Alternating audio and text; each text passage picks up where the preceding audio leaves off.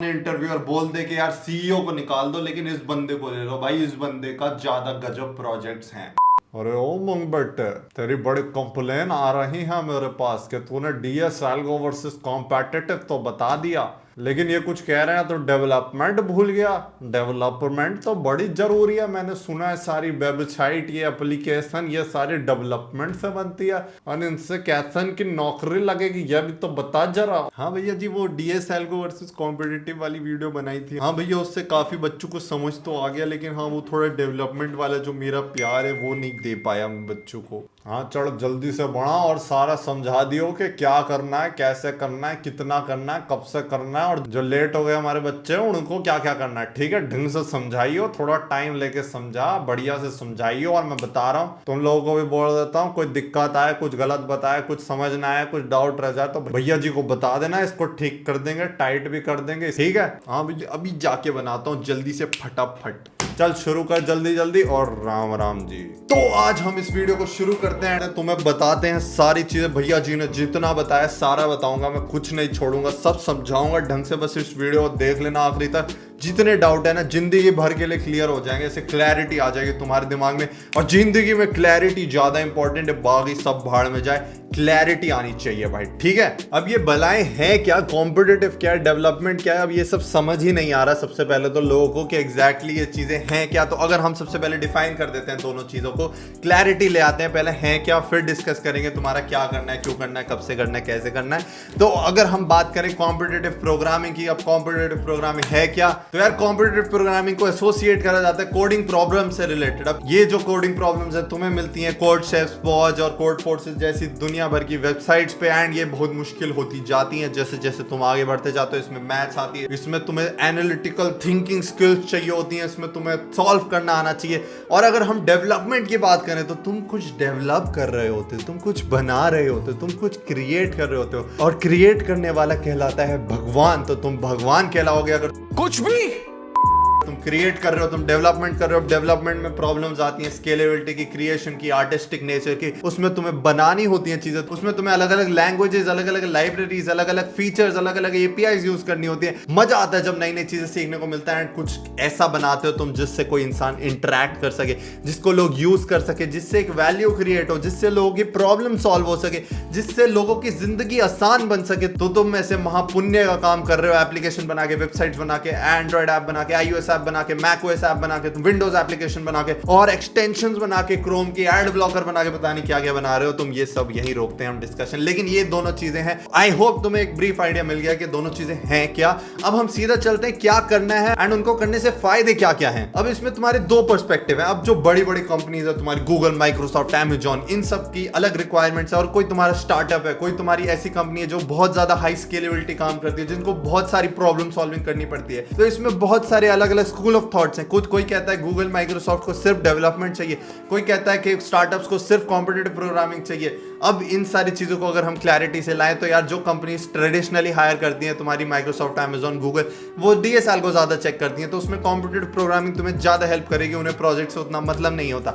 But अगर तुम startups पे जाओ, वहां पे कॉम्पिटिटिव प्रोग्रामिंग के साथ साथ तुम्हारे प्रोजेक्ट्स भी डिस्कस किए जाते हैं, तुम्हारे प्रोजेक्ट्स को वैल्यू दी जाती है, उन पे से तुम्हें जज किया जाता है कि तुमने अभी तक जिंदगी में कुछ उखाड़ा है या सिर्फ कोड करे जा रहे हो नर्ड्स की तरह, या कुछ नया नहीं बना रहे जिंदगी में।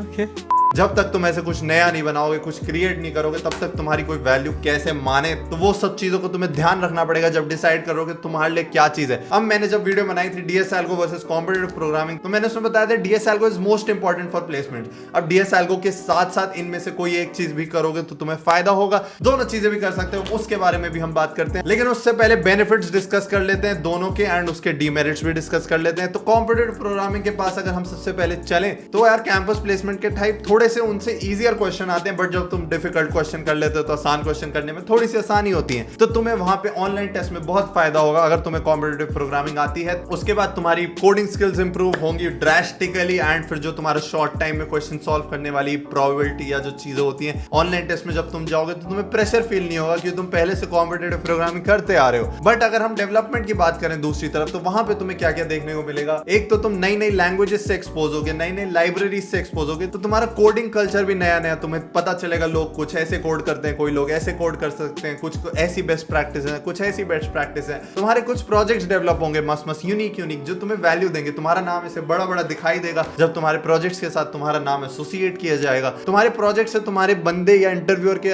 दिल में इंपैक्ट पड़ेगा, दिमाग में नहीं दिल में इंपैक्ट पड़ेगा कि इस बंदे ने कुछ नया बनाया था, इस बंदे ने कुछ सॉल्व किया है, कोई ऐसे क्वेश्चन नहीं सॉल्व किया, रियल लाइफ प्रॉब्लम सॉल्व करिए। तो ये सारी मेरिट्स और डीमेरिट्स वाली चीजें हैं दोनों की। तो अगर तुम मेरे से पूछो तो ना यार, दोनों चीजें एक्सप्लोर करो ढंग से एंड हार्मनी क्रिएट करो दोनों के बीच। ये मेरा एक ब्रीफ आइडिया है कि तुम्हें क्या करना चाहिए। दोनों के बीच में हार्मनी क्रिएट करी जा सकती है। तुम कॉम्पिटिटिव भी थोड़ी थोड़ी कर सकते हो, डेवलपमेंट भी कर सकते हो, और जिसमें फिर इंटरेस्ट बनने लगे उसको ऐसे फाड़ दो, उसके चीड़ फाड़ दो, उसमें ऐसे मस्त बन जाओ, उसमें भगवान बन जाओ और फिर बोलो अपने आप से कि अपन ही भगवान है। तो अगर मुद्दे की बात पे आए तो both of them need each other, but दोनों चीजें करना मुश्किल भी होता है, थोड़ा सा टाइम ज्यादा कंज्यूम होता है। तो जल्दी शुरू करो तो दोनों कर भी लोगे तुम। जिसे करने में तुम्हें मजे आए उससे तुम्हें हेल्प भी ज्यादा मिलेगी, उससे तुम्हें बूस्ट भी ज्यादा मिलेगा। तो अगर इतना सारा बूस्ट तुम्हें मिल रहा है तो थोड़ा सा बूस्ट मेरे को भी दे दो, इस वीडियो को लाइक करके, इस वीडियो को शेयर करके एंड इस चैनल को सब्सक्राइब करके। और मैं फिर से बता देता हूँ, तुम्हें मैंने बहुत सारी कंपनीज के रिव्यू कर दिए एंड करने वाला हूँ। पूरी प्लेलिस्ट का लिंक तुम्हें डिस्क्रिप्शन में मिल जाएगा एंड बहुत मस्त रिव्यूज हैं, देखना जरूर एक बार। और हम शुरू करते हैं इस वीडियो को बहुत तेजी से, बहुत जल्दी से एंड लेट्स स्टार्ट। अब अगर हम आए कि क्यों करना है ये सब, क्यों करनी है ये तीनों चीजें क्या, डीएसएल को तो करनी ही है। पिछली वीडियो से तुम्हें समझ आ गया होगा, बिना डीएसएल को के तो ना नौकरी लगेगी, ना तुम्हें कुछ समझ आएगा, ना कॉम्पिटिटिव होगी, ना डेवलपमेंट होगी। लेकिन फिर कॉम्पिटिटिव और डेवलपमेंट में से क्यों करना है हमें ये सब, तो इसमें अगर हम इन डेप्थ में जाए तो सबसे इंपॉर्टेंट आते हैं टीयर 2 और टीयर 3 के बच्चे। क्यों आते हैं वो? क्योंकि यार जब ऑन कैंपस कंपनी आती है अच्छी तो वो डीएसएल पे ले जाती है बच्चों को। उन्हें प्रोजेक्ट कॉम्पिटिटिव प्रोग्रामिंग से मतलब नहीं है, उन्हें अपना टेस्ट क्लियर कराना है और ले जाना है तुम्हें। बट जब टीयर 2 टीयर 3 के बच्चे हो जाते हैं यार, उनके यहाँ थोड़ी सी कंपनीज कम आती हैं, बेस्ट कंपनीज नहीं आती, तो जब उन्हें लाइमलाइट में अपनी प्रोफाइल को लाना होता है, अपने रिज्यूमे को लाना होता है, तो उनके पास दो ऑप्शन बचते हैं। या तो वो एक कॉम्पिटिटिव प्रोग्रामिंग की अच्छी रैंक दिखा दे किसी वेबसाइट पे, या दूसरा डेवलपमेंट करके एक ऐसा प्रोजेक्ट बना दे कि सामने वाले को दिखते ही दुनिया हिल जाए उसकी। और जैसे मैंने गूगल वाली वीडियो में बोला था कि सामने इंटरव्यूअर बोल दे कि यार सीईओ को निकाल दो लेकिन इस बंदे को ले लो, भाई इस बंदे का ज्यादा गजब प्रोजेक्ट्स हैं। अब यार कॉम्पिटिटिव प्रोग्रामिंग मैं उतनी सजेस्ट नहीं करता हूं सब लोगों को, क्योंकि यार ये बहुत ज्यादा कॉमन होती जा रही है और अब रैंकिंग की उतनी वैल्यू बची नहीं है। अगर तुम कंपेयर करो ना कि तुम्हारी किसी एक रैंडम वेबसाइट पे बहुत अच्छी रैंक या स्टार्स है तुम्हारे पास, और तुम्हारे पास एक यूनिक प्रोजेक्ट है जो कोई वैल्यू प्रोपोजिशन दे रहा है, कोई प्रॉब्लम सॉल्व कर रहा है रियल लाइफ सोसाइटी की, रियल लाइफ चीजों की, तो यार तुम समझ सकते हो किसका वेट ज्यादा होगा, कौन ज्यादा इंपैक्ट देगा। जब तुम रेफरल मांगने जाओगे लिंक्डइन पे, जब तुम्हारा वो बड़ा सा मस्त सा प्रोजेक्ट दिखाई देगा तो एक ज्यादा वैल्यू बनेगी। अनलेस तुम कॉम्पिटिटिव कोडिंग की कोई रैंक दिखाओ जो मतलब अब कॉमन होती जा रही है, हर कोई 5 स्टार 6 स्टार बनता जा रहा है यार, लिंक्डइन पे हर कोई डाले जा रहा है रोज 5 स्टार 6 स्टार वाली सारे सर्टिफिकेट और पता नहीं क्या क्या मिलता रहता है यार। मेरे से तो कभी हुआ भी नहीं और मेरे को लगता भी नहीं उस भीड़ में घुसने का। इससे अच्छा मैं एक यूनिक प्रोजेक्ट कर लूं और अपने आप को ज्यादा एक्सपोनेंशियली दिखाऊं। इंटरव्यूअर्स के सामने भी कोई सीईओ भी है, कोई एम्प्लॉय भी है, कोई और बंदा भी है, कोई एचआर भी है, यार सबको समझ आते हैं प्रोजेक्ट। कॉम्पिटिटिव प्रोग्रामिंग शायद सबको समझना है, बट कोई प्रोजेक्ट का जो वैल्यू होती है ना वो हर बंदे को समझ आएगी। तो तुम्हें एक्सप्लेन करने में थोड़ा सा कम टाइम लगेगा और तुम्हारी वैल्यू ज्यादा बढ़ेगी। और वैल्यू बहुत इंपॉर्टेंट है। तुम कंपनी को वैल्यू दोगे, कंपनी तुम्हें पैसे देगी। पैसे मतलब प्लेसमेंट मतलब जॉब मतलब पैसा मतलब बड़ी बड़ी गाड़ियां, बंगला, मकान, सब कुछ। और फिर लड़कियां पीछे आएंगी या लड़के पीछे आएंगे तुम्हारे, वो सब तुम्हें अपने आप देखना है। मैं कुछ नहीं बोलूंगा इस पर, ठीक है। अब हम सीधा चलते हैं कब से करना है। तो यार डेवलपमेंट तो तुम ऐसे 6th क्लास 7th क्लास से शुरू कर सकते हो, और अगर कर रहे हो तो बहुत बढ़िया बात है। मैंने भी ऐसे अपना पहला HTML का कोड 7th क्लास में लिखा था and I am very proud of it. चाहे वो मैंने कॉपी पेस्ट मारा हो इंटरनेट से, उस टाइम कॉपी पेस्ट करने के लिए भी दिमाग चाहिए था, वो भी नहीं चाहिए। लेकिन डेवलपमेंट तो जितना जल्दी तुम शुरू करो, क्योंकि यार कुछ डेवलप करने के लिए ज्यादा थ्योरेटिकल नॉलेज की जरूरत नहीं है, बस एक आइडिया चाहिए, थोड़ी सी क्रिएटिविटी चाहिए और हाथ पैर मारने के लिए हाथ पैर चाहिए। बिना उसके भी हो सकता है। आजकल बड़ी सारी टेक्नोलॉजी आ गई है, वॉइस असिस्टेंट एंड ये सब, मतलब ठीक है हर बंदे के लिए पॉसिबल है। लेकिन कॉम्पिटिटिव प्रोग्रामिंग के लिए तुम्हें सीखने पड़ेंगे डेटा स्ट्रक्चर, तुम्हें सीखने पड़ेंगे एल्गोरिथम्स, तुम्हें सीखनी पड़ेगी मैथ्स, तुम्हें सीखने पड़ेंगे मैथमेटिकल कॉन्सेप्ट, तुम्हें सीखनी पड़ेगी दुनिया भर की चीजें। इसलिए वो यार तुम शुरू जल्दी नहीं कर सकते, तुम्हें शुरू में थोड़ा थ्योरी पढ़नी पड़ेगी। तो I would suggest competitive programming अगर तुम शुरू कर रहे हो तो 2nd ईयर से शुरू करो, क्योंकि 2nd year and 3rd year में जब तुम घिसोगे, मेरे हिसाब से तो वैसे 6 मंथ्स एनफ है। कितना भी बेस्ट कॉम्पिटिटिव कॉम्पिटिटिव कोडर बनने के लिए। बट अगर तुम्हारे पास 2 साल है तो तुम आराम से बाकी चीजों के साथ हैंडल करके कॉम्पिटिटिव प्रोग्रामिंग को मास्टर कर सकते हो, ऐसे सेंपाई बन सकते हो सबके कॉम्पिटिटिव प्रोग्रामिंग में। और डेवलपमेंट का जितना मैंने बताया यार, कभी भी शुरू करो, कैसे भी शुरू करो, बस शुरू कर दो, क्रिएटिविटी लाओ, प्रोजेक्ट्स लाओ, मतलब वो एक क्रिएटिव आर्टिस्टिक चीज है। डेवलपमेंट करना इज बीइंग एन आर्टिस्ट। और जब आर्टिस्ट वाली बातें आ जाती है, ऐसे दिल से चीजें निकलनी चाहिए, दिमाग से कम दिल का ज्यादा यूज हो जाता है यहाँ पर। और अगर तुम डेवलपमेंट करना चाहते हो, तुम कर सकते हो वेब डेवलपमेंट, तुम कर सकते हो एंड्रॉइड डेवलपमेंट, तुम कुछ विंडोज का एप्लीकेशन डेवलप कर सकते हो, तुम कुछ क्रोम की एक्सटेंशन डेवलप कर सकते हो, तुम कुछ भी डेवलप कर सकते हो, तुम कोई IoT का प्रोडक्ट डेवलप कर सकते हो। इसलिए डेवलपमेंट में बहुत सारी अपॉर्चुनिटीज है, बहुत सारा आर्टिस्टिक नेचर, बहुत सारी क्रिएटिविटी है। इसलिए तुम जितना जल्दी शुरू करो वो बहुत फायदेमंद होगा तुम्हें। इससे हम डायरेक्टली चलते हैं अपने मेन टॉपिक पे, कैसे करना है ये सब। अब अगर हम बात करें कैसे करना है, तो सबसे पहले डेवलपमेंट की बात कर लेते हैं, क्योंकि वो ज्यादा इंपॉर्टेंट है मेरे लिए। तो डेवलपमेंट पे अगर हम आए, तो अगर तुम्हें वेब डेवलपमेंट करनी है तो तुम्हें पहले सीखना पड़ेगा HTML CSS। उसकी मैं बेस्ट यूट्यूब प्लेलिस्ट का लिंक नीचे डाल दूंगा। HTML CSS सीखने के बाद तुम्हारी एक तरह से बेसिक्स बन गए कि वेबसाइट बनती कैसे है। उसके बाद तुम्हें डिसाइड करना है तुम जाना चाहते हो फ्रंट एंड की तरफ या बैक एंड की तरफ। अब फ्रंट एंड बैक एंड क्या होता है, सिंपल सी बात है, जो दिखता है वो फ्रंट एंड है, जो पीछे लॉजिक चलता है वो बैक एंड है। अब तुम फ्रंट एंड के लिए 2 फ्रेमवर्क्स हैं जो बहुत फेमस है, रिएक्ट एंड एंगुलर JS। इनमें से कोई तुम चूज कर सकते हो अपनी मर्जी से, जो नाम पसंद आ रहा है उसको चूज करो और यूट्यूब से सीखना शुरू कर दो। एंड अगर तुम बैक एंड में जाना चाहते हो तो 2 बहुत ही फेमस है, Django एंड Node.js। अब Django है पाइथन बेस्ड, Node.js है जावास्क्रिप्ट बेस्ड, क्योंकि एंड में JS है उसका तुम्हें समझ आ रहा है। लेकिन दोनों इंपॉर्टेंट है, दोनों में मस्त चीजें होती हैं, दोनों का यूजेज अलग है, दोनों बहुत सही है, दोनों बहुत पावरफुल है। जो मन करे, जो लैंग्वेज तुम्हें अच्छी लगती है उसको करो। मैंने दोनों करे हैं तो मेरे को दोनों का आइडिया, मेरे को दोनों इक्वली इंपॉर्टेंट लगते हैं। तो तुम कोई सा भी कर सकते हो, दोनों भी कर सकते हो। अगर तुम्हें ऐसे जिंदगी में ज्यादा ज्ञान प्राप्त करना है तो दोनों कर लेना,